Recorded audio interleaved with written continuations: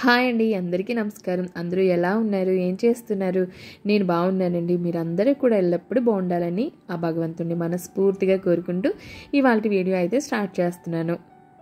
కనీసం 3 డేస్కి వన్స్ అయినా వీడియో పెడదామని అనుకుంటున్నానండి. కాకపోతే టైం అస్సలు కుదరట్లేదు. మొన్న మా లక్కీని హాస్టల్ నుంచి అయితే తీసుకొచ్చామండి. ఇక వాడు ఇంటికి వచ్చాడంటే వాడితో మ్యాక్సిమం స్పెండ్ చేయాలి కదండి. ఇంక ఉదయాన్నే స్కూల్కి వెళ్ళిపోతాను. ఇంక సాయంత్రం ఇంటికి వచ్చిన తర్వాత ఇక వాడితో అలా స్పెండ్ చేయడానికే సరిపోయేదండి.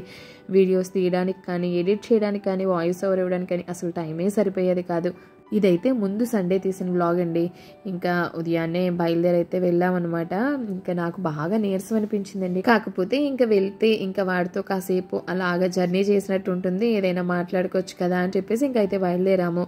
ఇంకా అక్కడ వాడిని తీసుకొచ్చిన తర్వాత ఇంకా అక్కడ పక్కనే ఇండియన్ కిచెన్ అని చెప్పేసి ఒక రెస్టారెంట్ ఉందండి. అక్కడ ఫుడ్ బాగుంటుందన్నమాట. అక్కడ బాగుండే రెసిపీస్ వచ్చేసి డ్రాగన్ చికెన్ ఒకటి అంటే స్టార్టర్ అనమాట. ఇంకా నెక్స్ట్ మొగలాయ్ చికెన్ బిర్యానీ, రెండు కూడా చాలా బాగుంటాయండి. వదిన వాళ్ళ మేనకోడల్ది బారసాల ఉంటే అందరం కలిసే వెళ్ళామండి. వాళ్ళు అక్కడ బారసాల ఫంక్షన్కి వెళ్ళారు, మేమైతే లక్కీని తీసుకురావడానికి ఇటు హాస్టల్కి వెళ్ళామన్నమాట. ఇక చూడండి, మా అన్నయ్య వాళ్ళ పాప దాన్వి అయితే మా నాన్ననే ఒక ఆట ఆడుకుంటుందండి. తాత వెళ్ళిపోవచ్చు అని చెప్పేసి తీసుకెళ్ళిపోతుంది అనమాట. ఇంకా రుత్విక్ అయితే లక్కీ దగ్గర ఉన్నాడు. ఇంకా అలాగా కాసేపు బీచ్ దగ్గర గడిపేసిన తర్వాత ఇంకా పిల్లలు ఏవో చిన్నగా ఆడుకున్నారు. వాళ్ళకి ఏదో ఒక హ్యాపీనెస్ ఉండాలి కాబట్టి ఇంకా అలా బీచ్కి అయితే వెళ్ళామండి. బీచ్కి వెళ్ళిన తర్వాత ఇంకైతే ఇంటికి రిటర్న్ అయిపోయాము. అమ్మయ్య, సండే వస్తుంది, ఆ రోజైనా రెస్ట్ తీసుకోవచ్చు అని అనుకుంటానా అండి. ఆ వేళ కూడా రెస్ట్ లేకుండా రోజు అయితే పూర్తయిపోతుంది. ఇక నెక్స్ట్ డే మండే మార్నింగ్ వచ్చేసి ఇంకా నేను వంట అది చేసుకుని ఉదయం స్కూల్కి వెళ్ళిపోయాను అనమాట. ఇంకా ఈవినింగ్ నేను వచ్చేసరికి బాదం మిల్క్ అయితే తెప్పించి ఉంచారనమాట. ఇంకా అదైతే తాగుతూ కాసేపు మాట్లాడుకున్నాము. ఇంకా స్కూల్ నుంచి అయితే వచ్చిన తర్వాత ఇంకా వంటగది అంతా నీట్గా క్లీన్ చేసుకుని ఉదయాన్నే పప్పు నానబెట్టేసి వెళ్ళానండి. దోశల పిండికి, ఇడ్లీ పిండికి కూడాను. అవి కూడా నీట్గా క్లీన్ చేసేసి ఇంకా చికెన్ అయితే తీసుకొచ్చారు. నేనైతే ఆ వేళ చికెన్ తినండి, ఆ వేళ మండే కదా, ఇంకా వాళ్ళ మట్టుకు కొంచెం తీసానమాట. జస్ట్ కొంచెం ఫ్రై చేసేసి అంటే కొంచెం మాయిశ్చర్గా ఉండేటట్టే ఫ్రై చేస్తాను. ఇంకా తర్వాత కొన్ని చిట్టుముచ్చాలంటే వాటితో బిర్యానీ చేశానమాట. ఇక చికెన్ ఫ్రై చేయడానికైతే చికెన్ని శుభ్రంగా కడిగేసి అదైతే మూకుల్లో వేసానండి. ఇంకా అందులోనే కొంచెం సాల్ట్ వేసి అలా గరిటతో కలుపుతూ ఉన్నామంటే అందులోంచి వాటర్ అంతా రిలీజ్ అయిపోతుంది అనమాట. అదంతా బయటకు వచ్చేస్తుంది. ఆ వాటర్ అంతా ఆ చికెన్లో ఎగిరిపోయేంత వరకు మనం ఆయిల్ అది వేయకుండా కలుపుకోవాలి. చూడండి, కాసేపటికి చికెన్లోంచి ఇలా వాటర్ అయితే రిలీజ్ అవుతుందండి. ఈ వాటర్ మొత్తం ఇంకిపోవాలన్నమాట. అప్పుడే చికెన్ టేస్ట్ కూడా బాగుంటుందండి. కొంతమంది అయితే ఇవి వాటర్ ఉంచేస్తారు, ఆ వాటర్ తీసేస్తారు. ఆ వాటర్ తీయకుండా అందులోనే ఆ చికెన్ అంతా బాయిల్ అవ్వాలి, అప్పుడే చికెన్ టేస్ట్ బాగుంటుంది. ఇలా చేసుకున్న ఫ్రై టేస్ట్ అయితే చాలా చాలా బాగుంటుందండి. ఒకసారి మీరు కూడా తప్పకుండా ట్రై చేయండి.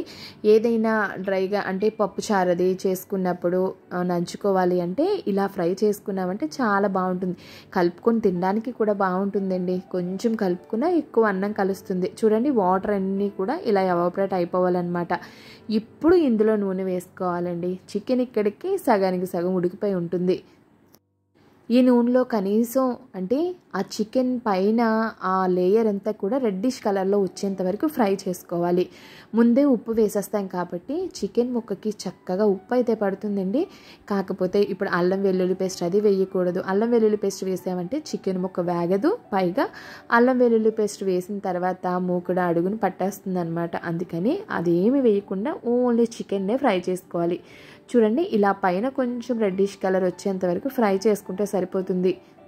నేను ఈ ఫ్రైలోకి కొంచెం ఎక్కువగానే ఉల్లిపాయ ముక్కలు వేస్తాను అనమాట. ఒక పెద్ద సైజు 3 ఉల్లిపాయలు తీసుకున్నాను. అవి చిన్న చిన్న ముక్కలుగా కట్ చేసి ఉంచుకున్నానండి. చికెన్ కొంచెం రెడ్డిష్ కలర్లోకి వచ్చేంత వరకు ఫ్రై చేసుకున్న తర్వాత అప్పుడు కట్ చేసుకున్న ఉల్లిపాయ ముక్కలు వేసేసాను అనమాట. ఇందులోనే కొంచెం పసుపు, మీకు ఉప్పు సరిపోదు అనుకుంటే కొంచెం ఉప్పు కూడా ఇప్పుడే, ఉల్లిపాయలకి తగ్గ ఉప్పు కూడా ఇప్పుడే వేసేసుకోవచ్చు. గ్రేవీ లాగా వద్దన్నారని చెప్పేసి వాళ్ళకే కదండి నేను ఆ వేళ అయితే అన్వి తినను, అందుకని కొంచెంగా ఫ్రై అయితే చేసేస్తున్నాను. ఇక నైట్ వంట చేస్తూ ఉన్నప్పుడే ఉదయాన్నే లంచ్ బాక్స్కి ఏం ప్రిపేర్ చేసుకోవాలి అవన్నీ కూడా రెడీ చేసుకోవాలి కదండి. ఇంకా వేళ అయితే వంకాయలు ఉన్నాయి, అలాగే బెండకాయలు కూడా ఉన్నాయన్నమాట. ఏదైతే అది వండుదాంలే అని చెప్పేసి కూరగాయలు అయితే శుభ్రం చేసేసి పక్కన పెట్టేస్తున్నానండి. బెండకాయలు ఇలాగా వంకాయలు అవి కూడా ఏవైనా వెజిటేబుల్స్ నైట్ టైమే ఇలా క్లీన్ చేసేసుకొని ఉంచుకుంటే మార్నింగ్కి ఆ పైన ఆ చెమ్మదనం లేకుండా ఉంటుందన్నమాట. మెయిన్గా వచ్చేసి బెండకాయలండి. చక్కగా ఆ పైన తడంతా ఆరిపోతే అవి కట్ చేసుకోవడానికి మన చేతికి అంతగా జిగురుగా అనిపించదు.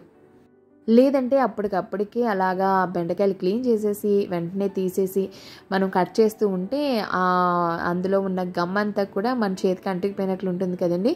ఇంకా అందుకని చెప్పేసి ఇదిగోండి నైట్ టైమే ఇలాగ కూరగాయలు అవి కూడా నీట్గా క్లీన్ చేసి ఉంచేసుకుంటాను అనమాట. పచ్చిమిరపకాయలు అయితే తెచ్చిన వెంటనే తొడుములు తీసేసి ఫ్రిడ్జ్లో అయితే పెట్టేస్తానండి. తొడుములు తీసేసి అవి కూడా ఒకసారి కడిగేసి పేపర్ మీద వేసేసి అవి పూర్తిగా ఆరిన తర్వాత అప్పుడు ఫ్రిడ్జ్లో స్టోర్ చేసుకుంటాను. ఇంకా ఉల్లిపాయలు అవి మరుసటి రోజే కట్ చేసుకుంటానండి. ఇక ఇదిగోండి చికెన్లో ఉల్లిపాయలు వేసిన తర్వాత కాసేపు మూత పెట్టి ఉంచానండి. అప్పుడు చక్కగా మగ్గిపోతాయి, ఉల్లిపాయలు మగ్గుతాయి, తర్వాత చికెన్ కూడా కరెక్ట్గా రెడీ అయిపోతుంది, అంటే మొత్తం ఉడికిపోతుంది అనమాట. ఇప్పుడు అల్లం వెల్లుల్లి పేస్ట్ వేసి ఫ్రై చేస్తాను. అప్పుడు ముక్కకు చక్కగా పడుతుందండి. 3 రోజులకు ఒకటైనా వీడియో పెడదాము అని అనుకుంటున్నాను, కానీ అస్సలు టైం సరిపోవట్లేదండి. ఏదేమైనా కానీ పెట్టడానికైతే మ్యాక్సిమం ట్రై చేస్తాను. నన్ను మాత్రం మీరు ఇప్పటిలాగే ఆదరిస్తారని మనస్ఫూర్తిగా అయితే కోరుకుంటున్నానండి. ఇంకా ఇదిగోండి అల్లం వెల్లుల్లి పేస్ట్ పచ్చివాసన పోయేంత వరకు ఫ్రై చేసుకున్న తర్వాత అందులో 1 టీ స్పూన్ ధనియాల పొడి, కొంచెం మసాలా పొడి, కొంచెం కారం వేసేసి 2 నిమిషాలు హై ఫ్లేమ్లో ఉంచి కలుపుకుంటే చికెన్ ఫ్రై రెడీ అయిపోతుందండి. ఇది వైట్ రైస్లో అన్నాక సరే కొంచెం వేసుకొని కలుపుకొని తింటే చాలా బాగుంటుంది. ఒకసారి మీరు కూడా ట్రై చేయండి. టేస్ట్ అయితే చాలా బాగా వస్తుందన్నమాట. ఇంకా వేళ గ్రేవీ లాగా వద్దు, ఇలాగే ఫ్రై లాగా కావాలన్నారు, అందుకని ఇలాగే చేశానన్నమాట. ఇంకా చికెన్ పీస్ కూడా చూడండి చక్కగా ఉడికిపోతుంది. ఈ చికెన్ ఫ్రైలో పచ్చిమిరపకాయలు ఎప్పుడు కూడా నేనైతే లాస్ట్లోనే వేస్తానండి. ఇదిగోండి కొన్ని ఇలా స్లైసెస్లా కట్ చేసుకొని లాస్ట్లో అయితే వేసి 1 నిమిషం కలిపేసుకుంటే చాలా టేస్టీగా ఉంటుందన్నమాట. కొన్ని చిట్టుముత్యాలు మాత్రం ఉంటే వాటితో అయితే కొంచెంగా బిర్యానీ అయితే చేశానండి. నాకైతే వైట్ రైస్ ఉందండి, ఉదయాన్నే పప్పు మామిడికాయ వండాను, పప్పు మామిడికాయ కూడా ఉందన్నమాట. ఇంకా అది నాకు సరిపోతుందిలే అని చెప్పేసి ఇంకా వాళ్ళ వరకు మాత్రం చికెన్ ఫ్రై, చిట్టుముత్యాల బిర్యానీ రెడీ చేశాను. చిట్టుముత్యాల బిర్యానీ అయితే మాత్రం వీడియో షూట్ చేయలేదండి.